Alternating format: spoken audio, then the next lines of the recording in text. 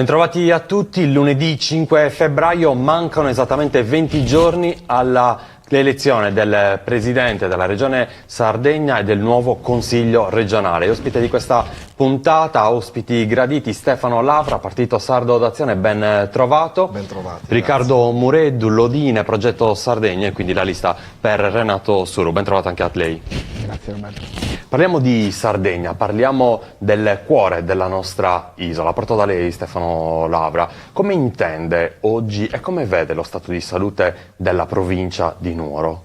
La provincia di Nuoro, che è proprio il vero cuore, l'anima culturale, identitaria della Sardegna, deve riprendere la sua centralità, deve riacquistare la sua centralità nelle politiche regionali, in particolar modo puntando a un modello di sviluppo che non è più su quella visione assistenziale, ma su una visione che promuove in particolare i settori storici, ossia l'agricoltura, l'artigianato, lo sviluppo della pastorizia e ponendo un'attenzione particolare alle intelligenze, in particolare agli studenti, a tutti i giovani, il mondo giovanile che ha investito tanto in cultura e che ha necessità di rimanere saldo nel proprio territorio.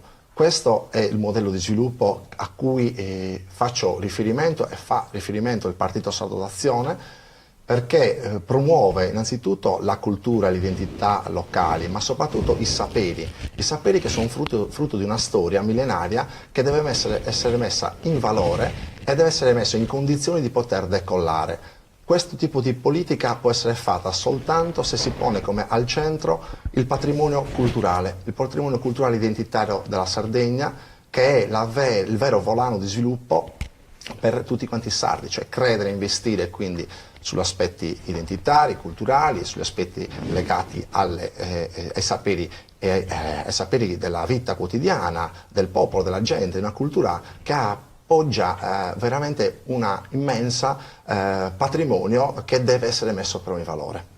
Riccardo Mureddu, Lodine, questo centro che conta circa 300 abitanti, ma uno sguardo anche in questo caso verso la provincia di Nuoro. Anche a lei chiedo lo stato di salute rispetto alla sua visione, qual è? Allora, io credo che la questione dello spopolamento sia come dire, un fattore che accomuna negativamente sia l'Europa, l'Italia e a cascata noi in Sardegna lo percepiamo ancora di più. Cioè, io appunto arrivo da un paese che in 20 anni ha perso un quarto della popolazione, dove ogni anno ci sono circa 6 o 7 funerali e si fa una nascita. Quindi siamo di fronte a un percorso che è quasi inesorabile. A noi serve probabilmente un miracolo per uscire da questa spirale e dobbiamo capire, e questo è un ragionamento che devono fare tutte le forze politiche, perché ne va di tutti, perché altrimenti qua in Sardegna, oltre all'effetto ciambella dove le persone si trasferiscono a Cagliari, a Olbia, a Sassari ad Alghero, perché lì magari c'è più possibilità di sviluppo, più servizi, ma anche più occasioni di lavoro buono, e da noi però si assiste a questa disgregazione del tessuto sociale, non solo del tessuto economico. Quindi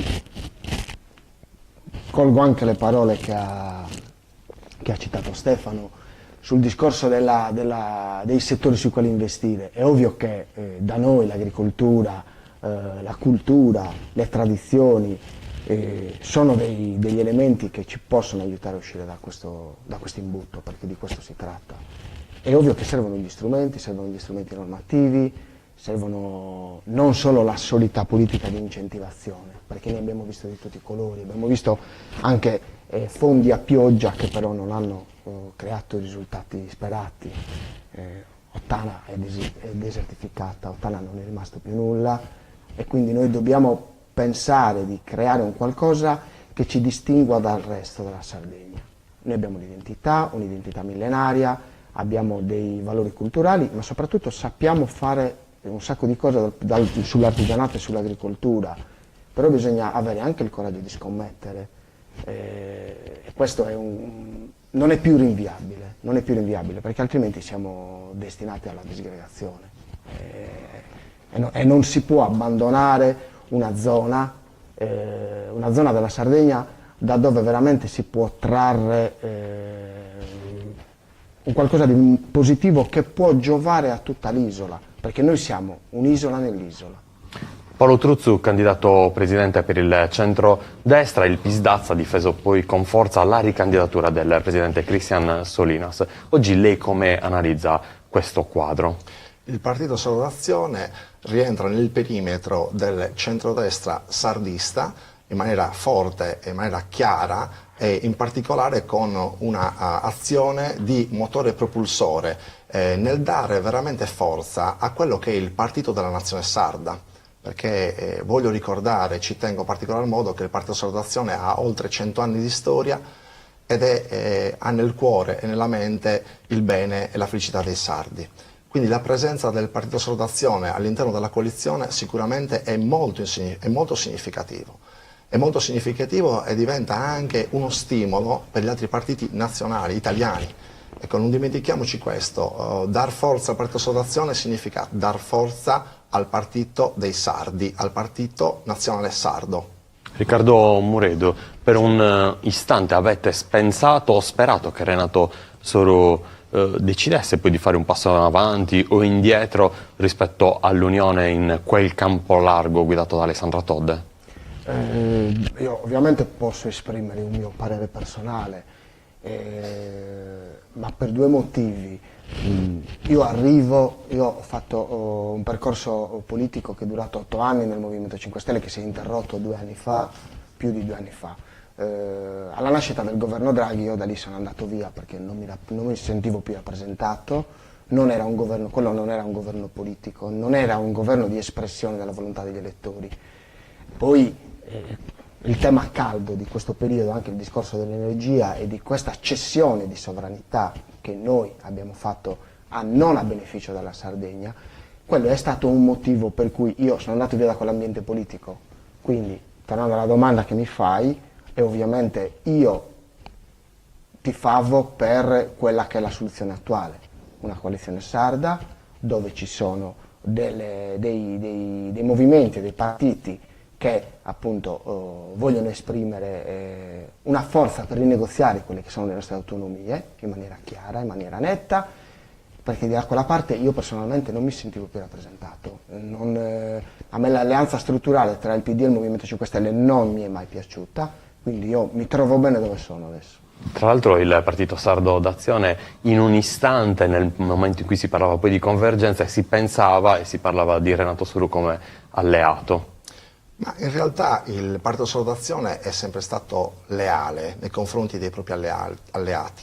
C'è una intesa programmatica, c'è un'idea di progetto di sviluppo della Sardegna che poggia sulle riforme che devono essere potenziate e su una continuità anche nel governo di molte istanze portate avanti in seno proprio al Consiglio regionale. Quindi il Partito Sardo d'Azione porterà avanti con lealtà all'interno del perimetro di questa coalizione, ma dando sicuramente una caratterizzazione puntando alla felicità dei sardi.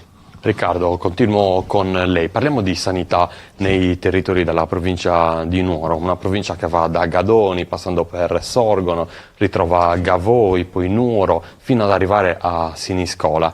Ma la sanità oggi come la si può intendere in un senso di miglioramento? Perché abbiamo visto la giunta guidata dal presidente Piglieru, poi dal presidente Solinas, i problemi ci sono, rimangono, ma per davvero garantire il diritto alla salute ai sardi e soprattutto nell'ottica di una provincia che ritrova tanti problemi, qual è la visione? La visione, io ovviamente posso esprimere una visione a grandi linee, perché io arrivo da un mondo professionale che non è esattamente quello, però sul piano politico è ovvio che la sanità deve fare, il settore della sanità è un campo che come dire, dal punto di vista delle risorse assorbe quasi metà del bilancio regionale. Quindi stiamo parlando non di un problema, stiamo parlando del problema. È ovvio che, ritornando al tema di prima dello spopolamento e di questa dinamica che crea un effetto appunto di spinta verso l'esterno, è ovvio che se al centro Sardegna siamo sempre meno, perché poi di questo noi io e Stefano siamo qua della Barbagia, è ovvio che a me preme toccare quello che è con mano il campo delle esigenze della nostra zona di riferimento. E ovviamente abbiamo visto che ad esempio l'ospedale di Nuoro, ma anche i servizi di prossimità, le case della salute e la telemedicina sono da mettere a sistema per cercare appunto una soluzione, come tu mi chiedevi, perché se in Barbagia siamo pochi, questo non significa che noi dobbiamo essere abbandonati, perché da noi c'è un tasso, l'aspettativa di vita che sale in maniera vertiginosa. Da noi, grazie a Dio, abbiamo la forza e ci sono tanti centenari, però i centenari vanno anche curati, gli anziani vanno anche curati. E se una persona che non ha neanche magari i figli che vivono con loro, non guida o non c'è un adeguato trasporto pubblico locale, come si può pretendere di andare a Nuoro, nell'ipotesi che si possa fare una visita a Nuoro, o tantomeno ad Alghero o a Cagliari? È ovvio che le case della salute sono un elemento che possono giocare a favore, perché, io lo dico perché c'è proprio a Gavoi la casa della salute, che è un gioiello, dà un sacco di servizi utili e la popolazione non può farne a meno. C'è il discorso, come dicevo, della telemedicina, però deve essere integrato ovviamente col trasporto pubblico locale, anche integrato, non dico col classico pullman nell'Arst da 70 posti, ma proprio messo a sistema un qualcosa che renda possibile il beneficio del servizio. Se un anziano, se una mia zia di 80 anni che vive a Lodine deve fare una visita alla casa della salute a Gavoi, deve esserci la condizione perché questo si realizzi, ma anche col semplice trasporto. E questo è ovvio che l'esempio di Gavoi Lodine non è che rende molto l'idea, perché sono due paesi a 4 km, però ci sono paesi che magari hanno il primo centro abitato a 20 km che sono 25 di curve, è ovvio che questo non... E mi lego a un tema importante. Ci stiamo quasi abituando a parlare di continuità territoriale solo fuori dall'isola. La continuità territoriale è all'interno dell'isola e la sanità è strettamente legata a questo aspetto. Devono essere percorribili e i servizi devono essere raggiungibili. Questo penso. Stefano, parliamo sempre di sanità, però voglio riferirmi a quello che è accaduto qualche giorno fa a Sorgono, la protesta dei territori della Barbagia e del Mandrolisai e tanti bambini in piazza per chiedere un pediatra, perché il servizio di pediatria manca da un po' di tempo in diversi centri, ma si può garantire anche attraverso la sanità e ovviamente dei processi che la rendano utile e fruibile a tutti un futuro a questi giovani, a questi bambini? Queste proteste, questi presidi sono indispensabili. Io credo che le comunità debbano mobilitarsi per affermare il diritto di esistere, il diritto di sopravvivere nei propri territori, nelle proprie comunità che hanno e poggiano radici profonde. Non è accettabile che la politica non intervenga in maniera seria, in maniera determinata per cercare di dare servizi di carattere socio-assistenziali dedicati agli anziani sicuramente, ai malati, alle persone bisognose, alle persone che hanno veramente dei grandi handicap, ma nemmeno nei confronti dei giovani.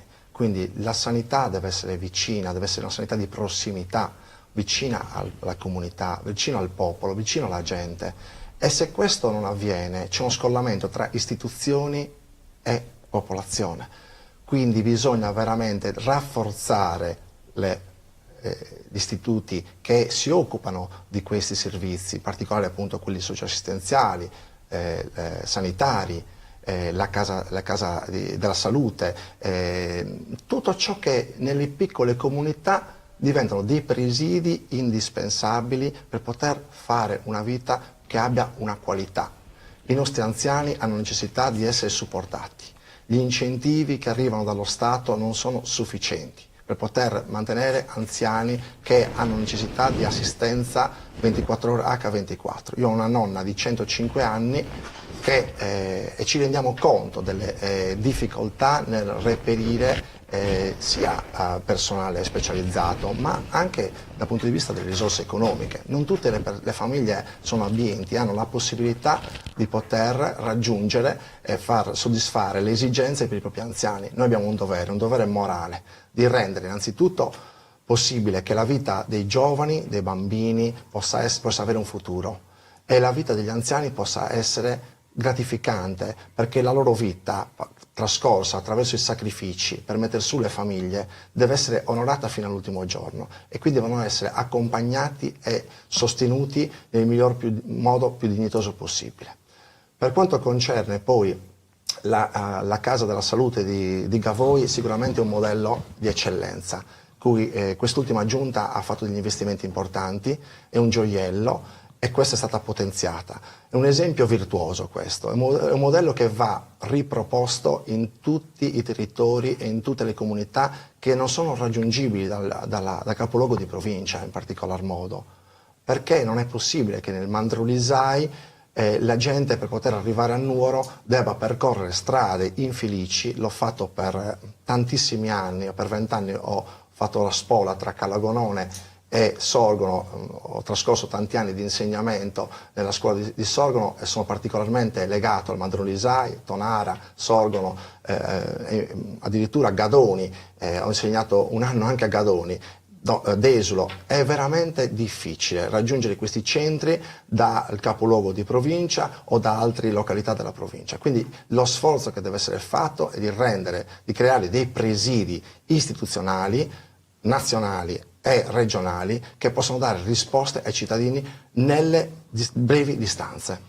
Riccardo, molte volte abbiamo usato come slogan un messaggio che abbiamo utilizzato anche con forza: se muore la pastorizia, muore l'intera Sardegna, mondo della pastorizia, dell'agricoltura. Oggi lo stato attuale invece nelle campagne del Nuorese, anche nella comunità di Lodine, qual è? Questa attività può diventare imprenditoriale, così come tanti modelli in Sardegna ci sono anche nei piccoli territori, per dare poi un futuro certo e può essere una risorsa da utilizzare? Sì. È ovvio che se noi immaginiamo l'agricoltura come un settore di traino, dobbiamo fare i conti anche con quella che però è la realtà. Noi abbiamo assistito questi 4-5 anni a questa invasione delle cavallette. L'invasione delle cavallette che è frutto del mancato presidio probabilmente di alcuni territori, però avviene anche in territori dove magari la pastorizia era insediata, però è un fenomeno che si sviluppa proprio a macchia d'olio, partita da 1000 ettari, 10.000 ettari, per arrivare a numeri esorbitanti e che fanno veramente paura. Pare che adesso questa emergenza sia rientrata e l'agricoltura è ovvio che nasce dove il territorio è chiaramente presidiato dall'uomo. È necessario però anche, come dicevi tu, fare impresa ed affacciarsi anche sul mercato. Perché dico questo? Perché l'attività del pastore è un'attività che si sviluppa su vari momenti, che ovviamente non è solo il momento della mungitura o del conferimento del latte. Il cerchio si chiude quando poi il latte dà la possibilità appunto di mettere un prodotto sul mercato, un prodotto che ci identifica, ritornando alla prima risposta che ti ho dato sulla questione come noi facciamo impresa, traendo innanzitutto spunto da quella che è la nostra identità, perché il pastore che arriva e chiude il ciclo della sua produzione con la creazione di una forma di formaggio non è un ciclo che si interrompe solo con l'attività di dare il latte a un industriale, anche perché un litro di latte dentro una forma di formaggio rende 3 volte tanto un litro di latte che viene conferito a un industriale, che invece è lui che ricava il margine. È ovvio che però nei piccoli centri serve anche magari un qualcosa che metta insieme la capacità imprenditoriale magari di più pastori. Io conosco, ad Orgali c'è una cooperativa di pastori che producono formaggio che sono sono fortissimi, vanno sul mercato e hanno una capacità appunto di esprimere sviluppo sia per il territorio, di creare sviluppo, ma anche dal punto di vista di partecipare a questa vetrina. Quindi noi in Sardegna sappiamo produrre, esportiamo i prodotti all'estero, non lo facciamo solo perché quando si partecipa alle fiere solo per dire che in Sardegna si produce formaggio, ma noi siamo competitivi fuori e di questo ne dobbiamo andare fieri. Però, ripeto, ritornando alla domanda e chiudo con la risposta, è necessario che ci sia il coraggio, la forza e soprattutto anche che non ci abbia paura di fare impresa, perché delle volte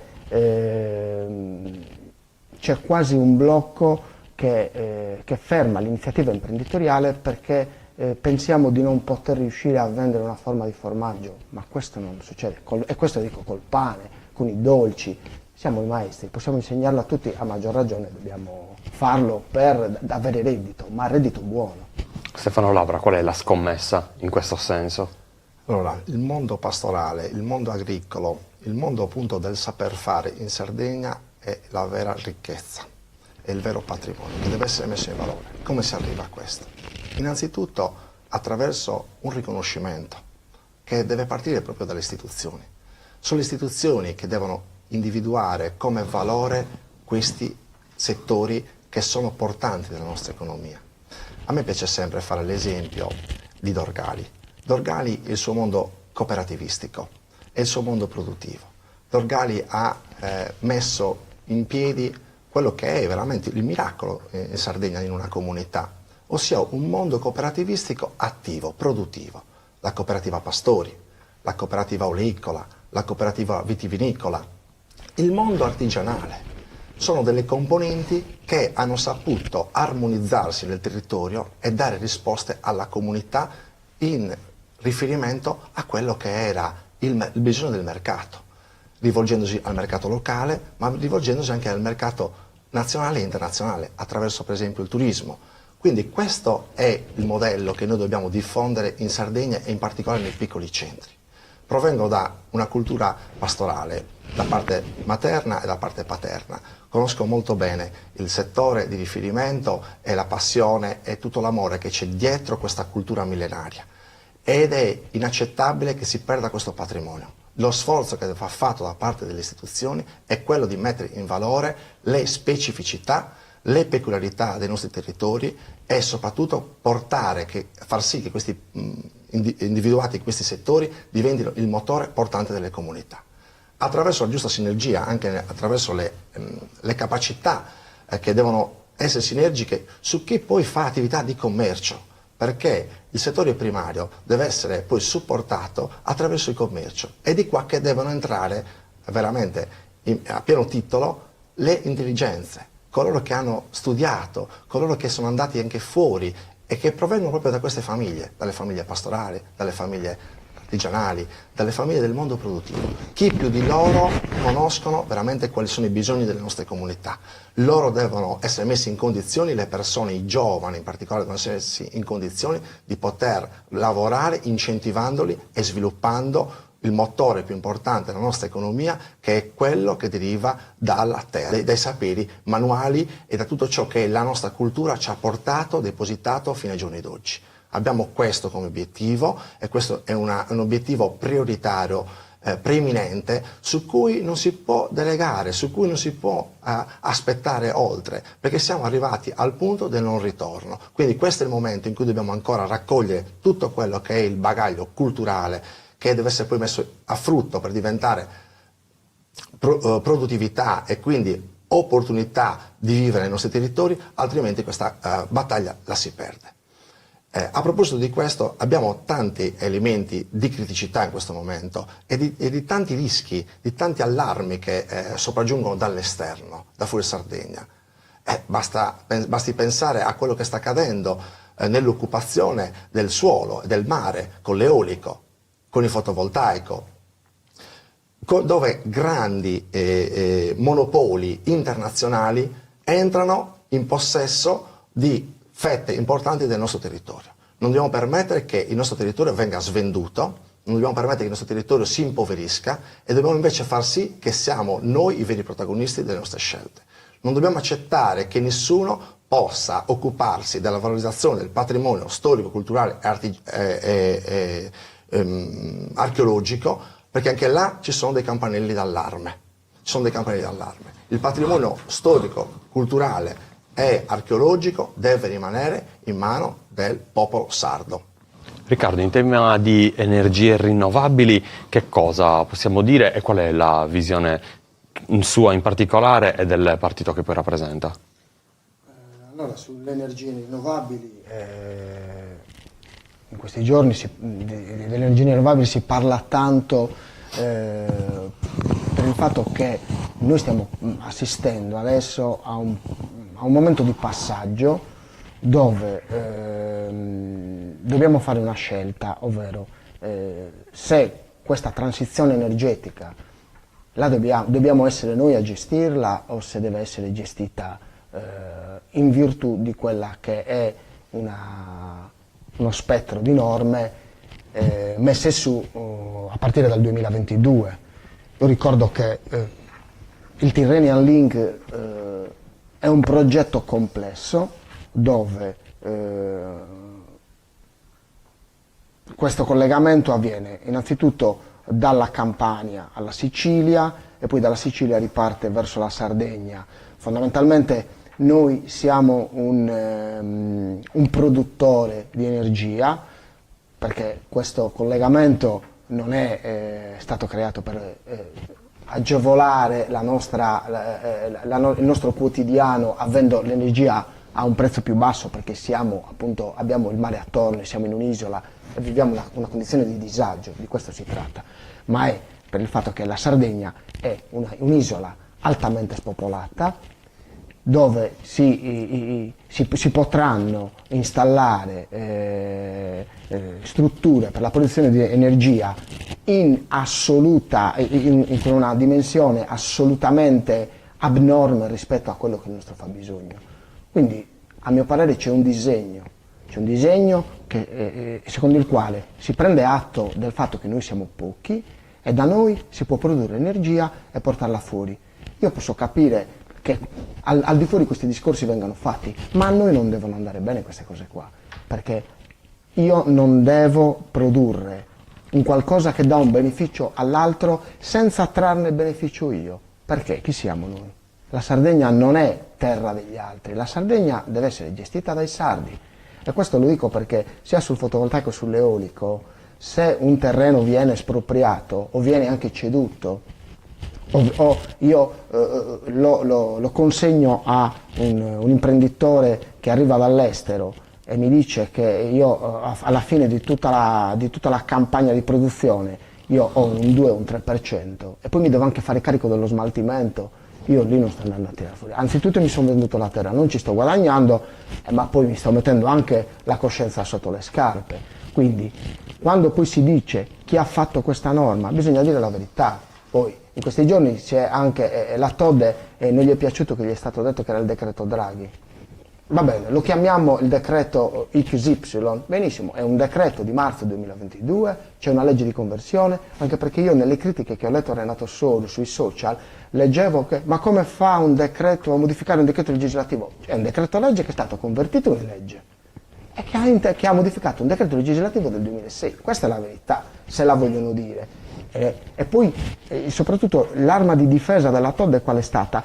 Ma noi siamo usciti dal governo dopo quel decreto. Non è vero, loro sono usciti in estate, il decreto è di marzo, è per questo che si è arrivati a questo tema, che i toni sono anche saliti, ma è giusto che salgano, perché ne va veramente del nostro futuro. Noi non siamo terra di conquista di nessuno, basta, abbiamo ceduto servitù, abbiamo ceduto porzioni di territorio, vogliono portare le scorie nelle basi militari, noi non siamo d'accordo e non lo saremo né oggi e né neanche nei prossimi appuntamenti elettorali.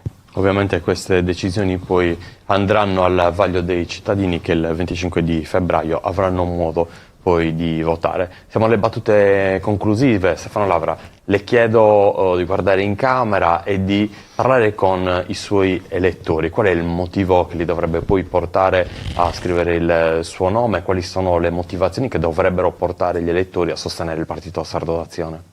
Ma sicuramente chi ha avuto modo di conoscermi sa quanto io tenga all'amore e all'appartenenza per la propria terra, per il proprio territorio e in particolare appunto i luoghi del cuore, che sono quelli della nascita, i luoghi in cui vivo, ma i luoghi in cui lavoro. Quindi sicuramente tutta la provincia di Nuoro mi appartiene in profondità, mi appartiene dentro, nel cuore, e voglio parlare proprio al cuore della gente perché c'è necessità che vi sia una testa di ponte tra territorio, comunità e istituzioni regionali. Ci sia qualcuno che possa portare non soltanto la voce, ma possa essere veramente un riferimento che con forza dà battaglia a quelli che sono i temi che sono cari alla gente, alle persone. Perché i nostri territori, le nostre comunità sono popolati da persone, non da numeri. Quindi non accetterò e non accetteremo che vengano fatti i conti della serva per quanto concerne le percentuali di abitanti nelle nostre comunità,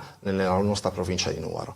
La provincia di Nuoro ha dignità di esistere quanto Cagliari, quindi combatterò contro il cagliaricentrismo e cercherò di portare sicuramente forza a quelle che sono le nostre ricchezze più importanti, che sono legate al mondo dell'agricoltura, al mondo della pastorizia, al mondo dell'artigianato e all'identità forte del popolo sardo, che all'interno della Barbagia, in particolare, come amava ricordare Giovanni Lilliu, che è la costante resistenziale sarda che ha proprio origine nel nuorese. Riccardo Mureddu, il senso di responsabilità? Il senso di responsabilità, allora, noi dobbiamo ricercarlo in quella che è la nostra visione politica nel lungo periodo. Credo che la politica debba ricercare in generale, tutti gli schieramenti debbano ricercare in generale un senso di responsabilità, ma perché? Perché siamo in una fase, come dicevo prima, di transizione. Ci sono dei fenomeni ai quali andiamo incontro, l'intelligenza artificiale, la gente quasi si impaurisce e non sa di cosa si tratta. L'Europa ci dice che bisogna discutere di transizione digitale, di transizione energetica, e noi la accogliamo di buon favore. Infatti Renato Soru nella campagna elettorale tocca spesso questi temi e soprattutto mette davanti a questi passaggi epocali quella che è la valorizzazione dell'infrastruttura principale che noi abbiamo, che è l'istruzione. Noi dobbiamo ripartire dalla scuola, dobbiamo migliorare la coscienza politica dei cittadini, farli partecipare, perché la partecipazione alla politica, la politica è responsabile quando rende il cittadino partecipe del progetto politico. Io non posso solo cercarti 5 volte all'anno, una volta ogni 5 anni per votare. Questo non va assolutamente bene. Serve un percorso di condivisione delle scelte politiche con i cittadini e a mio parere noi questo lo stiamo facendo per 2 motivi, o meglio stiamo riuscendo a farlo perché vado a toccare 2 elementi molto importanti. Noi abbiamo messo su una coalizione dove c'è innanzitutto una lista di soli giovani, che è Sardegna Chiama Sardegna, che hanno fatto un percorso partecipativo che è durato più di 1 anno, con decine di incontri, centinaia di partecipanti, e noi abbiamo voluto fortemente la loro partecipazione nella coalizione. E soprattutto il nostro progetto politico non è un progetto politico che sento spesso, battere le destre. Cosa vuol dire battere le destre? La politica si fa con un progetto, non perché devo battere l'avversario politico. Io penso alla nostra proposta.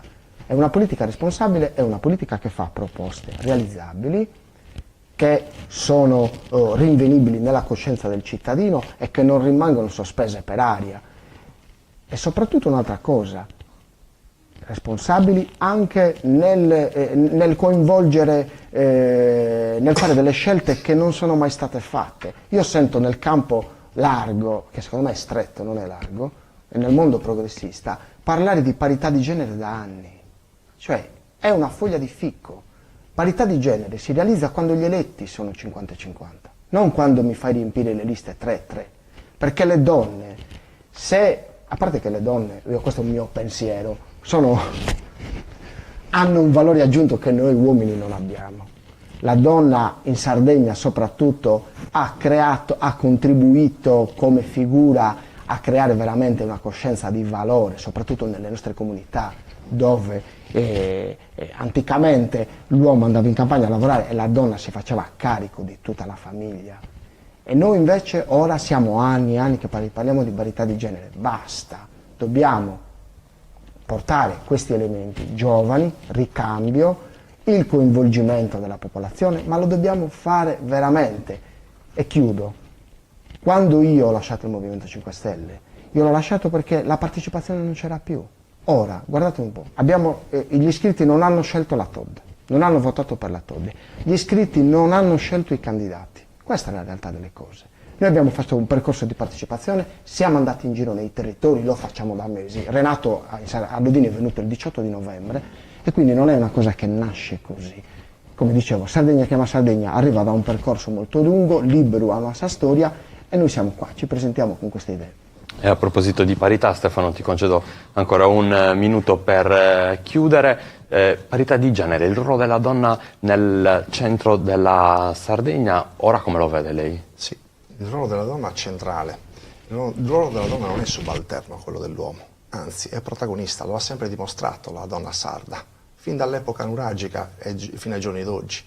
Basti pensare alla raffigurazione nei bronzetti nuragici, delle sacerdotesse, delle donne che hanno un ruolo centrale, un ruolo nobile all'interno della comunità. Ma andiamo avanti nel tempo, Eleonora d'Arborea, una grande donna, nel pieno Medioevo, che ha scritto la storia della Costituzione, delle prime Costituzioni in Europa.